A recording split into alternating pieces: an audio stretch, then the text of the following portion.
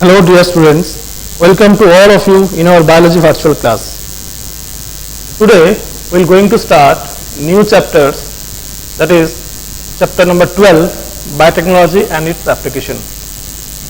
In previous chapters we discussed about the biotechnological process and its principle. Now we have to discuss what are the basic application for making the rDNA.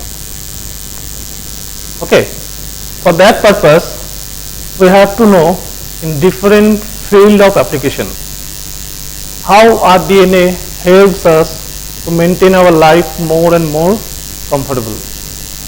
Okay, so today we are going to discuss about the different field of application through the rDNA technology.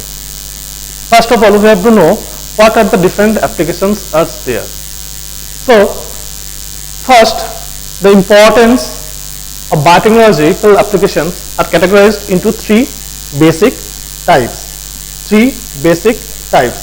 These types are, first one is the application in the agricultural field. Agricultural field में उसका क्या application है.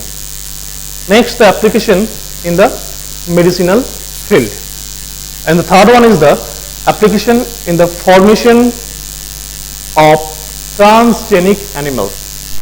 These are three main field of rDNA application. First of all, we start application in agricultural field. Agricultural field में rDNA technology का क्या role है वो हम लोगों को जानना पड़ेगा, ठीक है ना. तो देखो इधर, biotechnological application in agriculture can be achieved by means of three different ways. क्या है? First one, the agrochemical based agriculture. Agrochemical based agriculture.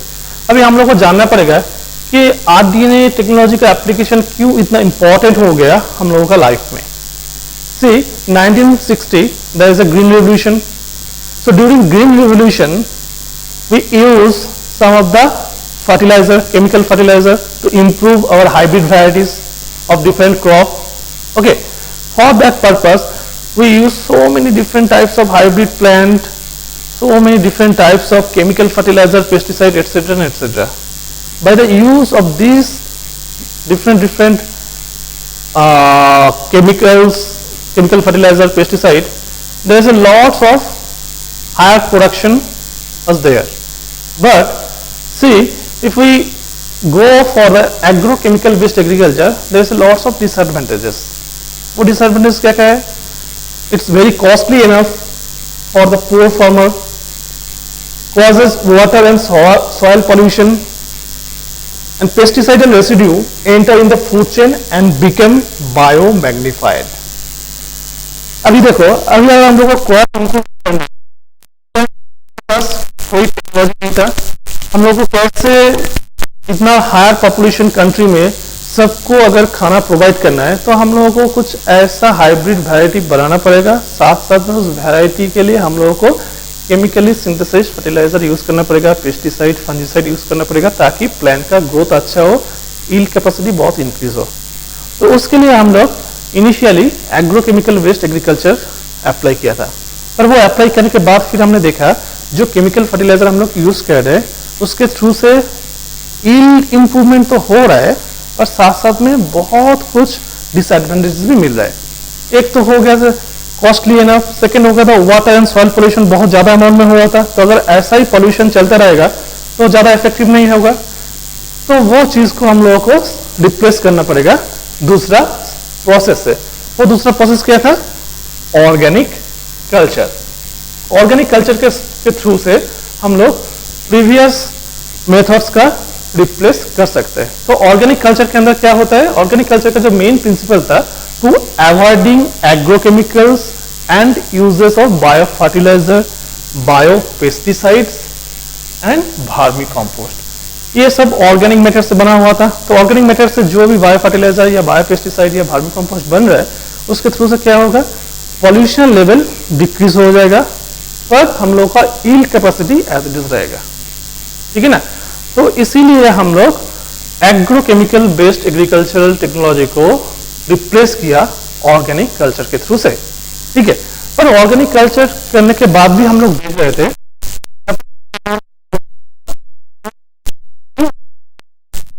हम लोग सभी इंडिविजुअल इंडियन को खाना प्रोवाइड करें। तो उसके लिए साइंटिस्ट लोग फिर से सोचा कि क्या किया जाए। उसके लिए थर्ड वे वो चूज किया जिसका नाम था genetically engineer crop based agriculture. क्या नाम था? Genetically engineer crop based agriculture. तो यहाँ पे हम लोग क्या था, देखो प्रीवियसली जो भी हाइब्रिड प्लांट हम लोग बना रहा था वो कन्वेंशनल मेथड से बना रहा था, नॉर्मल क्रॉस पोलिनेशन के थ्रू से। अब जब क्रॉस पोलिनेशन के थ्रू से हम लोग कोई हाइब्रिड प्लांट बना रहा है तो उसके हम क्या देखेगा कि जो डिजायर क्वालिटी है वो भी जाएगा, जो अनडिजायर क्वालिटी वो भी मिक्स हो जाएगा, दोनों ही मिक्स होगा। पर अगर हमको सिर्फ डिजायर वैरायटी चाहिए, डिजायर क्वालिटी चाहिए, तब तो फिर नॉर्मल कन्वेंशनल ब्रीडिंग मेथड से हम लोग को नहीं हो पाएगा।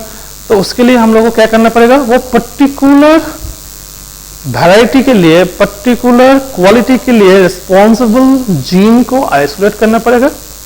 आइसोलेट करके एक ऐसा नया हाइब्रिड बनाना पड़ेगा जिसमें सिर्फ डिजायर क्वालिटी रहे, अनडिजायर क्वालिटी नहीं रहे। तो उसके लिए हम लोग क्या किया, जेनेटिकली मॉडिफाइड ऑर्गेनिज्म या जेनेटिकली मॉडिफाइड क्रॉप बनाया, ठीक है, with the help of rDNA technology. So genetically engineer crop based agriculture के थ्रू से हम लोग क्या बना दिया, जेनेटिकली मॉडिफाइड ऑर्गेनिज्म और जेनेटिकली मॉडिफाइड क्रॉप। तो there should be some advantages of genetically modified plant over the previous technique. तो वो एडवांटेजेस क्या क्या है वो अभी हम लोग एक बार देख लेते हैं, है ना। तो वो एडवांटेजेस क्या क्या था, देखो first point, it makes crops more tolerable to abiotic stresses like cold, drought, salt, heat etcetera. हम लोग बना सकते हैं ऐसा चीज, ठीक है ना। Second point, it helps to reduce the post harvest losses. पहले जो पोस्ट हार्वेस्ट लॉसेस हो रहा था, अभी जेनेटिकली इंजीनियर क्रॉप या जीएमओ प्लांट के थ्रू से हम लोग पोस्ट हार्वेस्ट लॉसेस को रिड्यूस कर सकते हैं, ठीक है ना। Second point. थर्ड पॉइंट में क्या है, increasing the efficiency of mineral uses by plant. Mineral uses by plant, तो प्लांट जितना मिनरल एब्जॉर्ब करेगा उतना ज्यादा इफेक्टिव ग्रोथ होगा प्लांट का। जितना इफेक्टिव ग्रोथ होगा उतना ज्यादा अमाउंट में हम लोग को डिजायर फूड मिलेगा उस पर्टिकुलर प्लांट से, है ना। वो भी हम लोग with the help of genetically modified plant achieve किया था।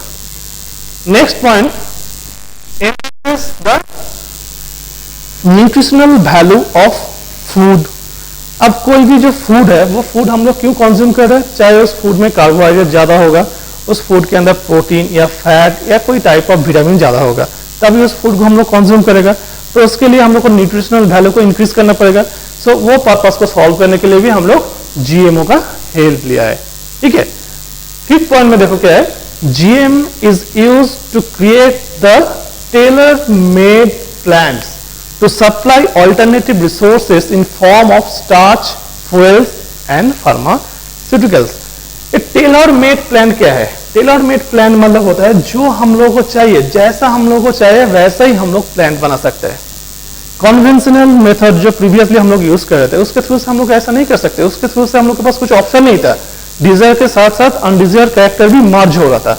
पर टेलर मेड प्लान के थ्रू से हम लोग क्या कर सकते हैं, सिर्फ डिजायर कैरेक्टर को ही हम लोग इनकॉर्पोरेट कर सकते हैं कोई एक पर्टिकुलर प्लांट के अंदर। तो उससे क्या हुआ, अनडिजायर वैरायटी, अनडिजायर जो कैरेक्टर है, अनडिजायर जो क्वालिटी है वो नहीं आएगा। तो जीएम के यूज के थ्रू से हम लोग टेलर मेड प्लान बना सकते हैं for the improvement of starch, fuel and other pharmaceutical compounds, ठीक है ना। ये होता है advantages of genetically modified plant. Now according to our syllabus we go for 2 examples। हम लोग को 2 एग्जाम्पल्स के बारे में ये चैप्टर्स में पढ़ना पड़ेगा कि एग्रीकल्चरल फील्ड में rDNA का क्या रोल है, ठीक है ना।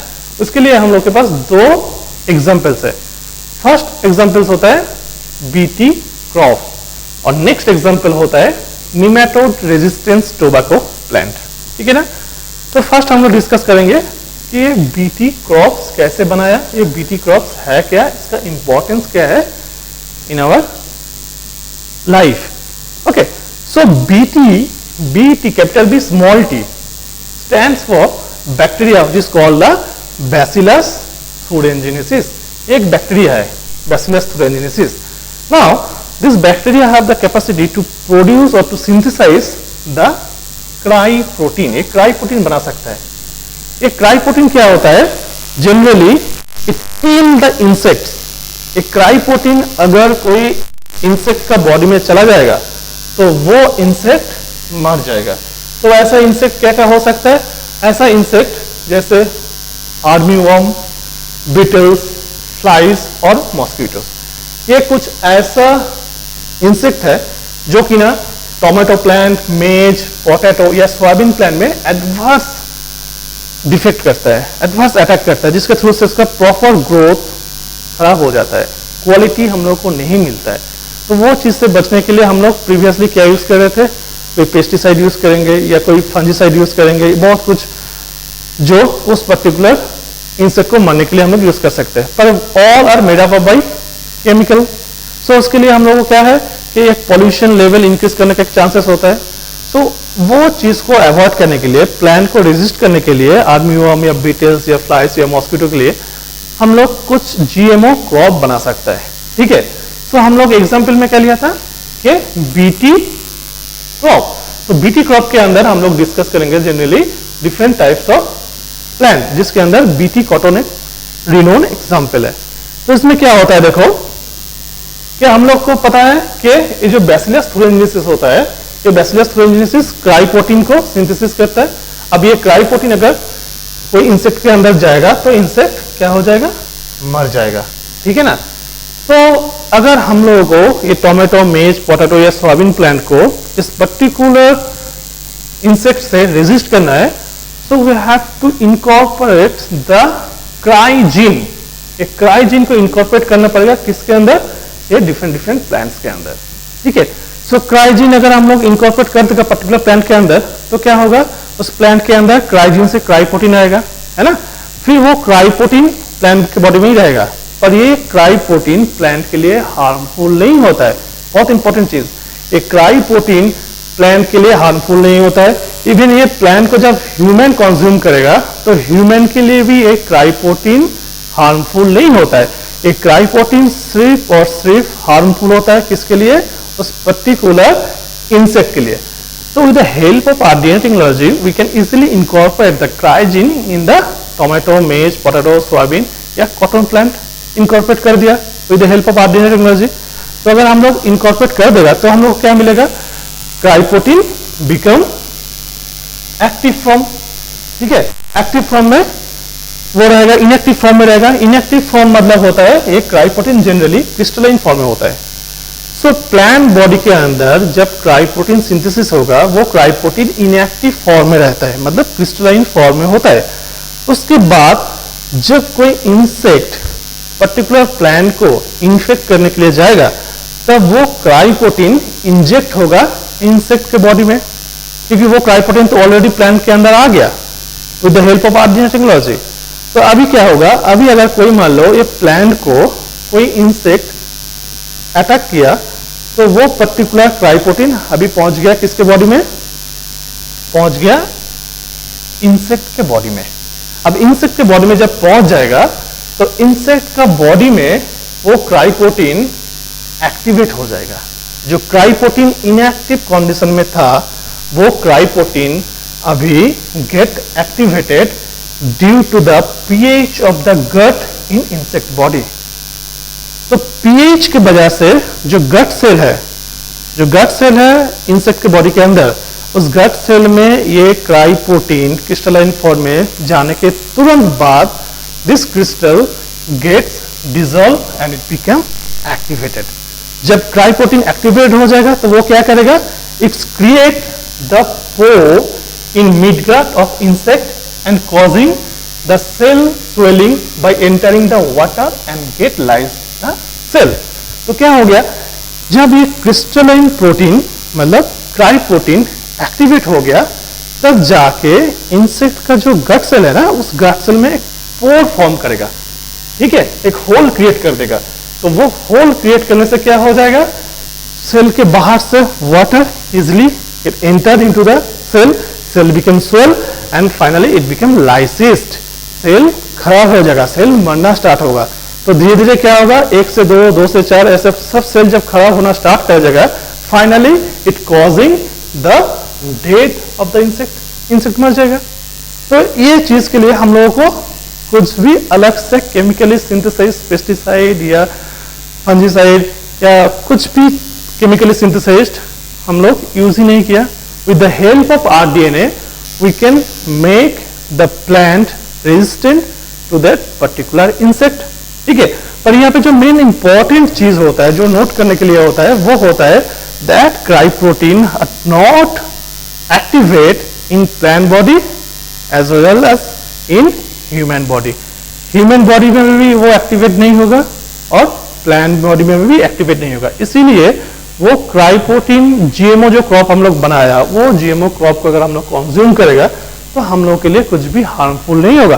पर उस प्लांट को अगर कोई इंसेक्ट कंज्यूम करने के लिए जा रहा है तो वो इंसेक्ट के लिए वो क्राई प्रोटीन एक्टिवेट होगा और उस पर्टिकुलर इंसेक्ट के लिए ये हार्मफुल हो जाएगा क्राई प्रोटीन, जिसके थ्रू से गट सेल जो है धीरे धीरे खराब हो जाएगा और finally it causing the death of the insect. तो ये था हम लोगों का फर्स्ट एग्जाम्पल जो हम लोग यहाँ पे मेंशन किया था। देखो क्या मेंशन किया था, बीटी क्रॉप, है ना।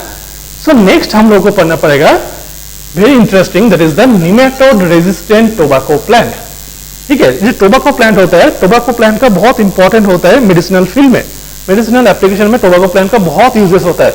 अब ये टोबैको प्लांट का एक कॉमन डिजीज होता है जो निमेटोड से इन्फेक्ट होता है। जनरली निमेटोड क्या करता है, निमेटोड टोबैको प्लांट का रूट को इन्फेक्ट करता है। अभी देखो अगर रूट को कोई इन्फेक्ट कर रहा है तो उस पर्टिकुलर ऑर्गेनिज्म, मतलब निमेटोड को तो हम लोग प्लांट को सॉइल से उठा के एक एक करके तो वो निमेटोड को अलग नहीं कर सकते ना, क्योंकि वो सॉइल के अंदर है। तो सॉइल के अंदर है तो it's quite impossible to kill that nematode by applying so many fertilizer और एटसेट्रा एटसेट्रा। तो उसके लिए हम लोग को ऐसा एक जीएमओ प्लांट बनाना पड़ेगा जो प्लांट को कंज्यूम करने से ही निमेटोड का मौत हो जाएगा। तो उसके लिए हम लोग क्या किया, नया टेक्निक को लॉन्च किया, जिस टेक्निक के थ्रू से we can make the tobacco plant resistant against the nematode. तो वो एग्जांपल अभी हम लोग को डिस्कस करना पड़ेगा, ठीक है। तो चलते हैं नेक्स्ट पेज में। तो नेक्स्ट पेज में हम लोग देखेंगे ये कैसे पॉसिबल होता है, ठीक है ना।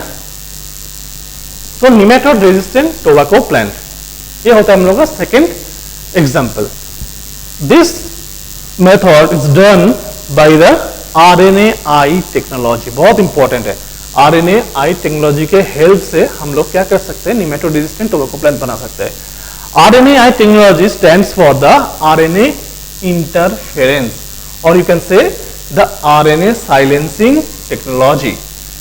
मतलब क्या है, देखो हम लोग को पता है कि डीएनए से डीएनए बनता है बाय मींस ऑफ रेप्लिकेशन, ठीक है। डीएनए से आरएनए बनता है बाय मींस ऑफ ट्रांसक्रिप्शन। उस पर्टिकुलर आरएनए से प्रोटीन बनता है बाय मींस ऑफ ट्रांसलेशन, ठीक है ना। अगर ये प्रोसेस में कोई एक जगह में हम लोग अगर ब्लॉक कर देगा तो फाइनली प्रोटीन नहीं मिलेगा। तो अगर प्रोटीन नहीं सिंथेसिस हो रहा है तो ऑब्वियसली कोई ऑर्गेनिज्म मर जाएगा। तो आरएनएआई टेक्नोलॉजी के थ्रू से हम लोग क्या करते हैं, जो आरएनए बन रहा है, ट्रांसक्रिप्शन के बाद जो आरएनए बन रहा है ना, उस आरएनए को हम लोग फ्रैगमेंट कर देते हैं ताकि वो फर्दर ट्रांसलेशन में नहीं जा पाए। अगर वो ट्रांसलेशन नहीं कर पाएगा तो जो प्रोटीन मिलना था, जो प्रोटीन सिंथेसिस होना था, वो प्रोटीन सिंथेसिस नहीं होगा। तो प्रोटीन अगर सिंथेसिस नहीं होगा तो ऑब्वियसली वो ऑर्गेनिज्म मर जाएगा, ठीक है ना। सो ये टेक्नोलॉजी को हम लोग यूज किया निमेटोड रेजिस्टेंट टोबैको प्लांट बनाने के लिए। तो उसके लिए जो आरएनए टेक्नोलॉजी है उसको हम लोग को अच्छे से जानना पड़ेगा कैसे ये आरएनए टेक्नोलॉजी होता है, ठीक है। तो जो निमेटोड जनरली टोबैको प्लांट में डिजीज क्रिएट करता है, उस निमेटोड का नाम होता है मेलाइडोगाइन इनकॉग्निशिया। ये होता है scientific name of that nematode which causes the root knot disease in the tobacco, brinjal, tomato और भी अदर बहुत सारा प्लांट में होता है। तो ये पर्टिकुलर निमेटोड से बचने के लिए हम लोग क्या यूज किया, आरएनएआई टेक्नोलॉजी को यूज किया। अब ये आरएनएआई मैकेनिज्म को हम लोग को बहुत अच्छे से समझना पड़ेगा, तो उसको थोड़ा ध्यान से देखना कैसे आरएनएआई टेक्नोलॉजी के थ्रू से हम लोग निमेटोड रेजिस्टेंट प्लांट बना सकता है, ठीक है ना। ओके, तो देखते हैं यहाँ पे हमने एक ड्राइंग किया है, ये ड्राइंग तुम लोग अपना कॉपी में बना लेना, ठीक है। यहाँ पे देखो क्या बनाया हम लोग, एक प्लांट सेल बनाया, ठीक है, एक प्लांट सेल बनाया। सो ये प्लांट सेल के अंदर हम लोग double stranded DNA is introduced through the agrobacterium vector. ये जो डबल स्ट्रैंडेड डीएनए होता है, it's DNA specific DNA for that nematode. A nematode specific short double stranded DNA is introduced through the agrobacterium vector into the plant cell. तो देखो यहाँ पे हम लोग एक शॉर्ट सीक्वेंस को ऑलरेडी क्या किया, डाल दिया, किसके अंदर डाल दिया, प्लांट सेल के अंदर। Now within the plant cell this double stranded DNA are able to produce double stranded RNA, ठीक है। Generally RNA is single stranded, ठीक है। जब हम लोग देखेगा ट्रांसक्रिप्शन जब होता है तब डबल स्ट्रैंडेड डीएनए से एक सिंगल स्ट्रैंडेड आरएनए बनता है, ठीक है। पर यहाँ पे हम लोग डबल स्ट्रैंडेड डीएनए को ऐसे मॉडिफाई किया ताकि डबल स्ट्रैंडेड डीएनए का दो स्ट्रैंड दो अलग अलग आरएनए बना सके। अभी दो स्ट्रैंड अगर दो आरएनए बनाएगा तो वो टू स्ट्रैंड ऑफ आरएनए एक दूसरे के साथ बॉन्ड करेगा, बॉन्ड करके फिर वो डबल स्ट्रैंडेड आरएनए बन जाएगा, है ना। So with the help of that modified double stranded DNA, it will produce the double stranded RNA. Double stranded RNA बना लिया, ठीक है ना। अब in the same time, plant cell have a specialized protein which is called the dicer, D-I-C-E-R, dicer.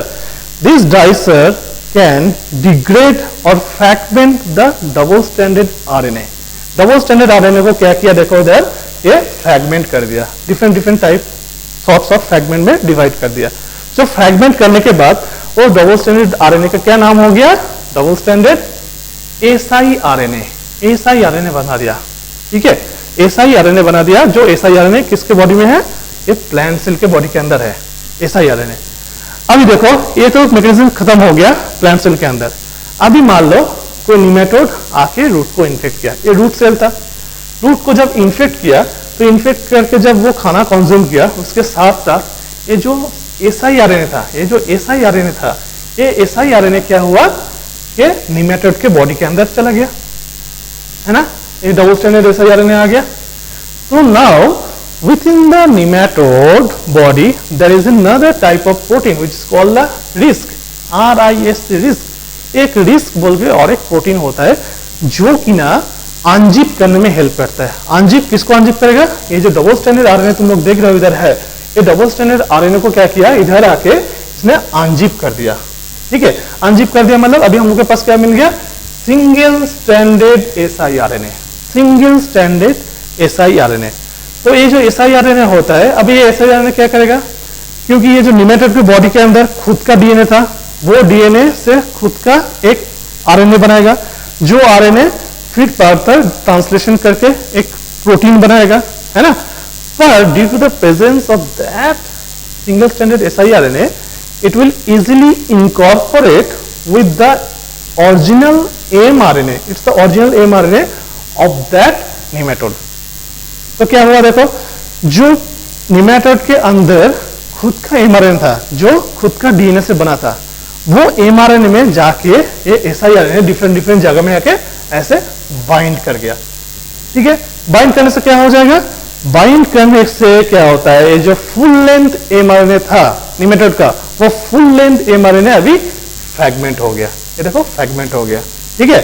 So target mRNA binds with the siRNA short RNA के साथ जब bind किया, बाइंड करने के बाद क्या किया, जो ओरिजिनल आरएनए था, जो ओरिजिनल mRNA था निमेटोड का, उसको फ्रैगमेंटेड कर दिया, फ्रैगमेंटेड कर दिया मेन mRNA को। तो ये mRNA फर्दर ट्रांसलेशन में नहीं जा पाएगा, है ना, फर्दर ट्रांसलेशन में नहीं जा पा रहा है। तो अगर फर्दर ट्रांसलेशन में नहीं जा पाएगा तो वो प्रोटीन नहीं बना पाएगा।